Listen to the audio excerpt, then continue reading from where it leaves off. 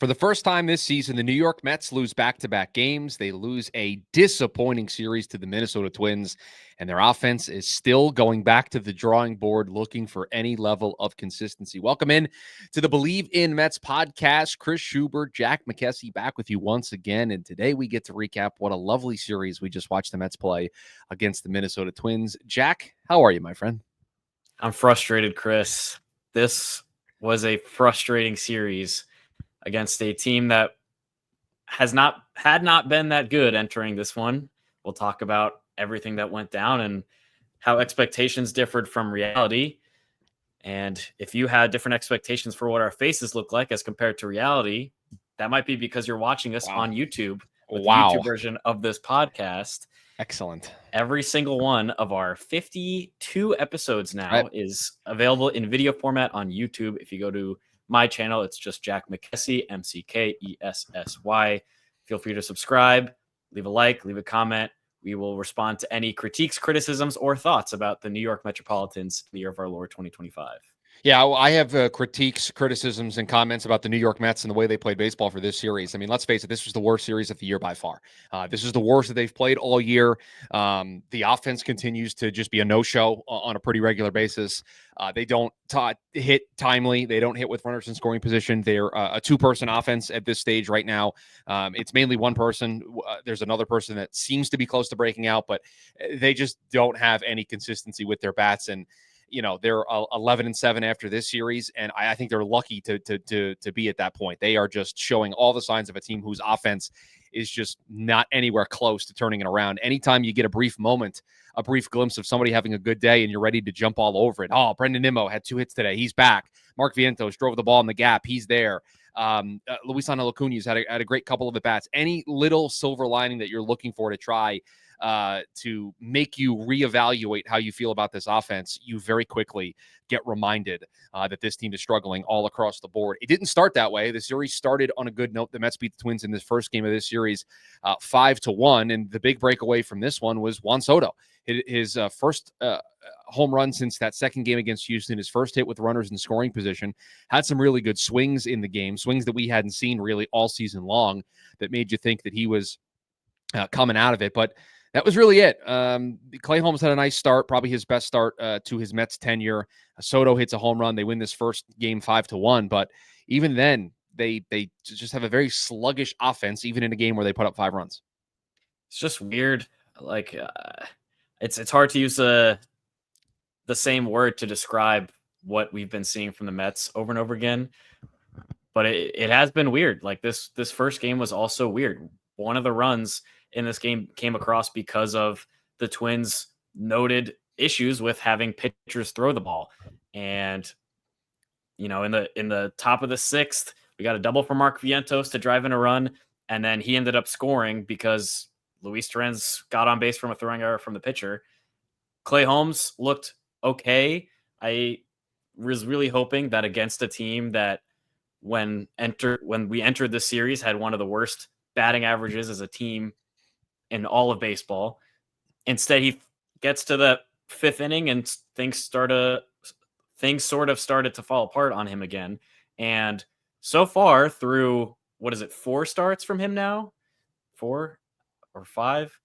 4. It just seems like he reminds me of early career David Peterson, where he gets through a few innings. It looks like he's starting to cruise. He's striking out guys with some nice off-speed stuff, and the fastball is looking good. And then all of a sudden, things just start to fall apart later in the game, and he's not able to bounce back.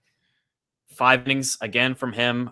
I would love to see him keep recording outs in the 6th inning like he did in that Marlins start and maybe get through the 6th sometime, especially as the Mets bullpen depth keeps getting challenged this early in a stretch of a lot of games in a row. So again, this first game was just kind of weird. It was good to come away with the win. It was good to have Soto play the way he did and have Holmes decent again, but I didn't come away feeling super confident given all of the struggles of hitting with runners in scoring position, rearing their ugly head again. Well, the other thing with the home start, too, is the 5th inning that stops him from being able to take the ball into the 6th, potentially into the 7th, is self-inflicted. It's a leadoff walk. It's a hit batter, and then a wild pitch moves the runner's owner. Then you moves the runners over, and then you have another walk that loads the bases.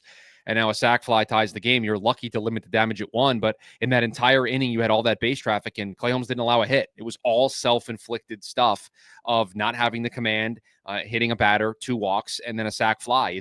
It's that type of stuff that keeps these starters from being able to go deep into these games. And then that leads us into the second game of this series, a game that the Mets would lose, and they would lose. They tried to fight in this game, but they didn't really have a ton of fight. They fell 6-3. And the big story from this one is a story that happened before the game, because it was the comments from Juan Soto about how pitchers are pitching him differently because he does not have, I'll use his quote, the best hitter in all of baseball behind him in Aaron Judge. And that sent Mets Twitter into an absolute frenzy yesterday. It was so wild that I had my dad call me on my commute to work. And I don't live in New York.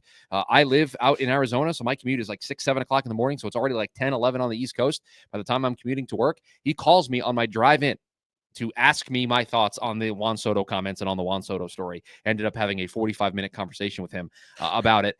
Listen, I'm just going to say this once, and Jack may disagree with me, and that's fine. That's what we have this podcast for. This is such a non-story, and this is Mets fans blowing things out of proportion. This is Yankee fans blowing things out of proportion. Is there anything about Juan Soto said that is untrue? Aaron Judge is a much better hitter than Pete Alonso. I'm sorry. I know he's had a great start to the year. I know we all love Pete, but this goes back to what I said in the offseason when we were discussing whether or not Pete should come back. This Mets fan base, there is an obsession with Pete Alonso that I just do not get. There is an obsession that thinks he is a different type of player than the player that we have seen throughout his Mets career. He is a different player than Aaron Judge, and he is being treated differently, that being Juan Soto, because Pete Alonso is hitting behind him than if Aaron Judge was hitting behind him. It's absolutely 100% objectively true. And you want to know how much I know it is a non-story? Because in the game after that story comes out, Soto and Alonso both hit home runs. So you really tell that it's bothering them. So this is a non-story. I think it's ridiculous. I think it's Mets fans proving once again that they've overinflated what they think Pete Alonso is. And I'm sorry, but there's nothing wrong about what Juan Soto said, nothing bad about what Juan Soto said, just telling the truth, being open and answering a question. And he wasn't taking shade at Pete Alonso. Non-story for me. I agree. Yeah, they're the things that lead me to believe this is a non-story are part of it being Aaron Judge himself saying, I'm not going to go back and forth on this. Like, Juan Soto's a really good baseball player. We know that. We've known it for however long he's been in the league, since 2018. So 7 years now. He's going to bounce back. He's going to figure things out with the new lineup situation. Plus, we're 18 games into the season now. If Alonso keeps hitting the way he is, he's currently third in the National League in batting average, near the league lead in RBIs, near the league lead in home runs. If he keeps hitting like that, then Soto's going to start getting pitches to hit. Like, things are going to shift. We are still so early in the season, like 10% of the way in, that I'm not worried at all. And like you said, both of them hit home runs. It clearly wasn't affecting the team morale in the second game of the series. What I think affected the team morale a little bit more was one night after striking out 13 Twins hitters, 13 Twins got a hit in the second game of the series. And that ended up being what decided the game in a 6-3 Mets loss. Yeah, listen, I think people were waiting because Juan Soto is struggling to start the year. They were waiting for any opportunity to jump on him, and they didn't want to look like quick trigger Mets fans that jump on the brand new signing because he's off to a slow start. And they were just waiting in the bushes, trying to find a story or any reason to justify them getting on Soto for a slow start. And they think Soto handed it to him on a silver platter with what he said. But yeah, no, non-story. Well, the other thing in this game too is Francisco Lindor committed his 4th error in the first 16 games of the season up to that point. And that was the big reason why the Mets lost the lead in this game. Alonso put the Mets on board first. They were up 1-0, and it was the bottom of the third where things went awry for the Mets. They're out of the inning if Francisco Lindor makes that play. Instead, he doesn't. A run scores to tie the game at 1, and then Carlos Correa deposits a single into center field to make it 2-1, and then the Mets are battling back, and right now their offense is too all over the place, too inconsistent.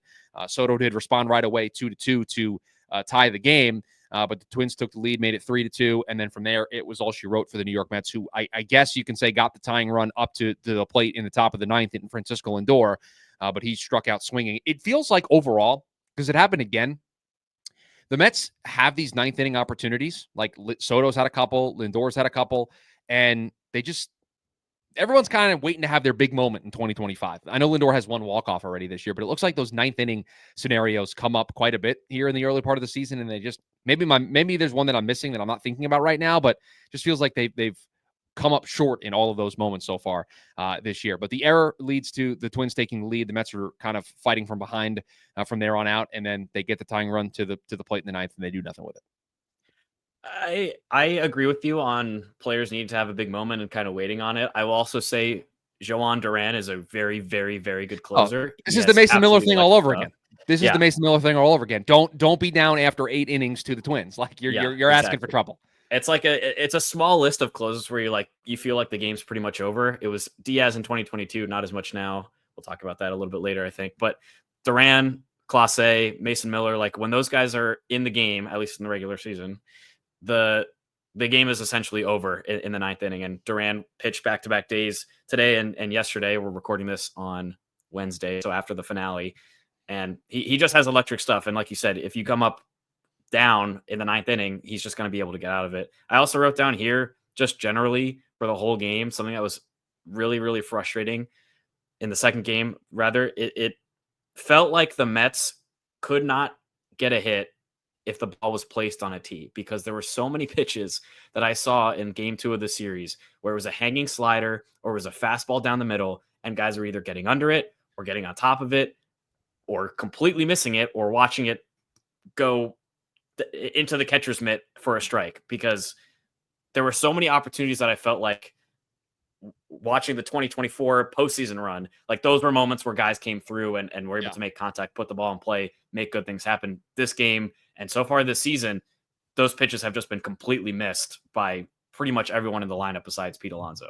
Yeah, the first 3 innings of this game, their only hit was the Alonso home run. I mean, they were struggling across the board. I mean, I look at the box score from this game. I mean, Lindor had a hit, Soto had a hit, Alonso had 2 hits, but Marte 0 for 4, Nimmo 0 for 4, Vientos 1 for 4. I mean, they just are struggling all across the board offensively. 0 for 4 with runners in scoring position, left 7 guys on base. Like just all of the numbers that we just are trained to look at after every game that tells you whether or not the Mets succeeded. And so far, that runners in scoring position metric, they're not coming through in those clutch. You text me all the time about situational hitting and how the Mets just are allergic to hitting well in those really key situations. And it reared its ugly head again in the second game of this series. And then for the first time all year, the Mets lost back-to-back games. They're streak of 4 straight series will not grow to 5. It was snapped at 4. They lose in extras, and the moment you don't score any runs on the road as the team in extra innings, you're just doomed to lose. Your fate is sealed at that point. Doesn't matter who you have in the bullpen. But this is a game where for the first 7 innings, the Mets had nothing offensively. 0, zilch, nada. Could not do anything of note over the first 7 innings of this game. The story is because Griffin Canning was sick, the Mets had to do some roster juggling. Our friend Max Kranick was sent down. Don't worry, that's just a temporary measure because he pitched the day before. And it was Huascar Brazaban who got the start. It was Justin Hageman who came in for Huascar Brazaban in the second, and Jose Buto also came in there. So those 3 guys bridged the gap through the first 5+ innings for the New York Mets. 6 innings for the New York Mets. And then they got to the Twins bullpen to tie the game there in the 8th. 3 runs in the 8th. Who would have thought Pete Alonso gets it started with an RBI double, Winker with a double, Acuna reaches on an infield hit. That ties the game at 3. And then the Mets, Edwin Diaz found it. Edwin Diaz has found his command. It is back. No worry. With no more wind on the trust tree branch for him. I think we're okay for right now. But when you don't score in the top part because you have first and second and nobody out, and you proceed to, on the next 2 pitches, make 3 outs. Not good. Brutal. Really not good. Brutal. The opposite. I just felt like this whole game was just really, really frustrating to watch, starting in the top of the second inning when Jesse Winker has that double and then gets thrown out at home plate by our old friend Harrison Bader in left field. Like a missed opportunity there. And then in the top of the 5th inning, the Mets get the bases loaded with 1 out, and Juan Soto grounds into a double play with just the second baseman. I forget who it was. I think Julian just tagging Lindor on the base path and then stepping on first base for an unassisted double play to end the inning. It's just like, oh man, like every opportunity, it seems like we can have Soto come through in a big moment. I get that his home run in game 2 of the series was big because, it was his first with a runner in scoring position, but it's just so frustrating when the player that you think is going to be the best hitter on this team, the player that we've been hyped for.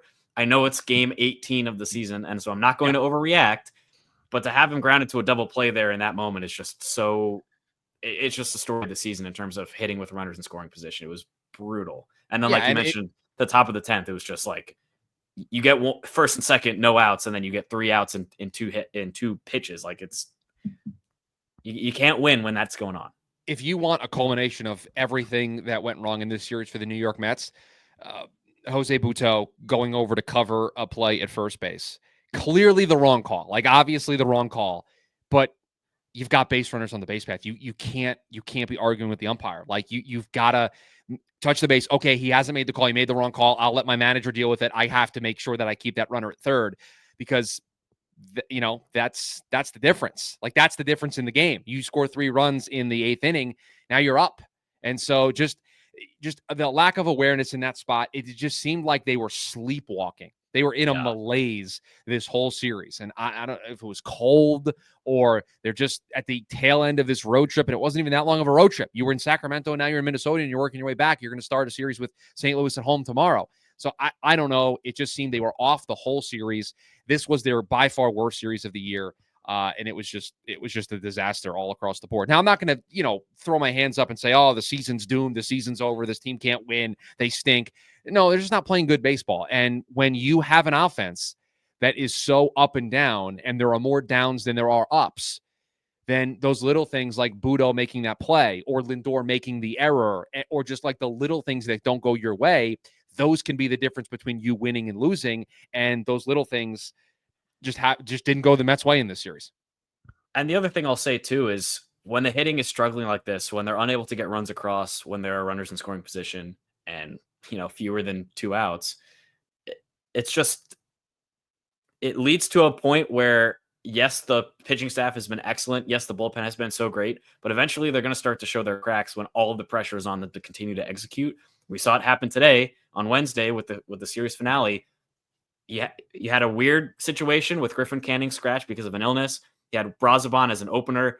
I will say, if I'm going to take one big positive from the series, Justin Hagenman looked great. Look good. Congrats to him on his major league debut and being able to get through it. But then Butto comes in, almost gets out of an inning with a 1-2 count to Byron Buxton with 2 outs, throws a nice pitch on the outside corner, but Buxton gets to it, a run scores. And then the thing you mentioned with covering first base and arguing with the umpire, like the pressure is so potent and visible, palpable on the bullpen because of how much the offense has struggled that, of course, guys like Kranick are going to start to get hit hard like he did in the second game of the series. Of course, Butto is going to start to crumble a little bit with pressure situations like he faced in today's game.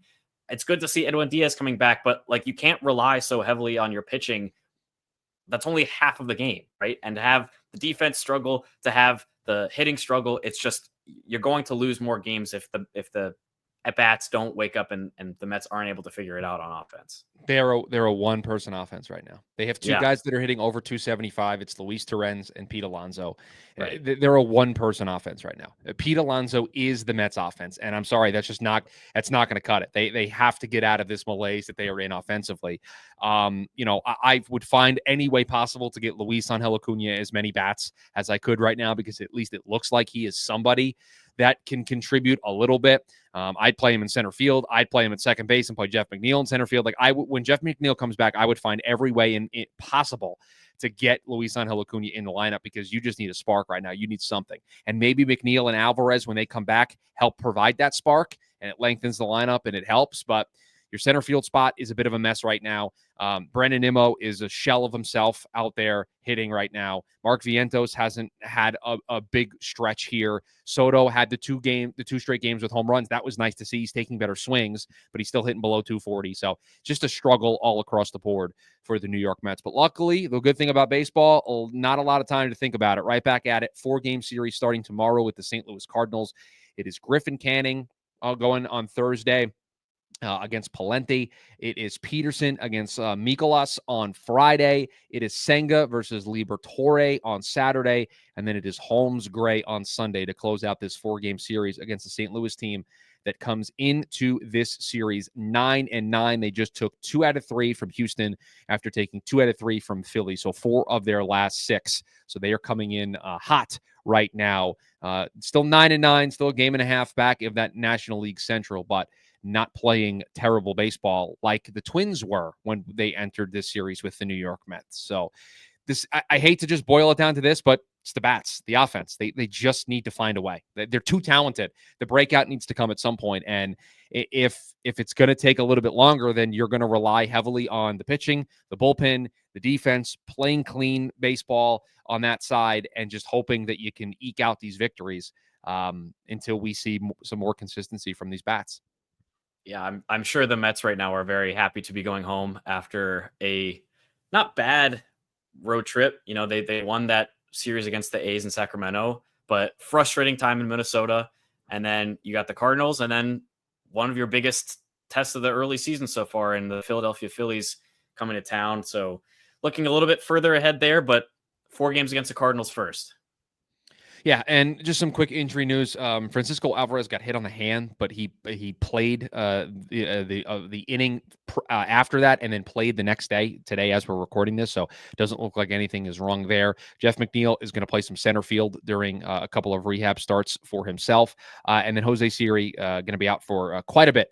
Officially placed on the IL probably either later today or tomorrow when the Mets are able to make that move official and do all of the weird roster things that they have to do, and then they'll make their roster. First roster move of the year for the Mets, 17 games in. So that's pretty crazy. That for a Mets team that normally has a history of just having a ton of roster moves to make, I think we'll take that. Yeah. So hopefully the Mets can bounce back. Hopefully the Bats can bounce back. A 4-game series with St. Louis. Look, you should be able to win this series. You have quality pitching. You have the talent offensively, and you just need to do the little things right. And there's a chance that you can win this series, a good chance that you can win this series against St. Louis. Please rate, review, subscribe to the podcast wherever you get your podcast. You want to see the show, as Jack said at the top, Jack McKessie on YouTube, McKessy. All of the episodes are over there. We are back probably Sunday evening, early Monday morning with a recap of everything that went on in Metsland, including whatever happened during this 4-game series with St. Louis. We'll be there to break it all down. But that'll do it for us here on this edition of the Bleav in Mets podcast. We'll talk to you guys next time. And as always, let's go Mets. Let's go Mets.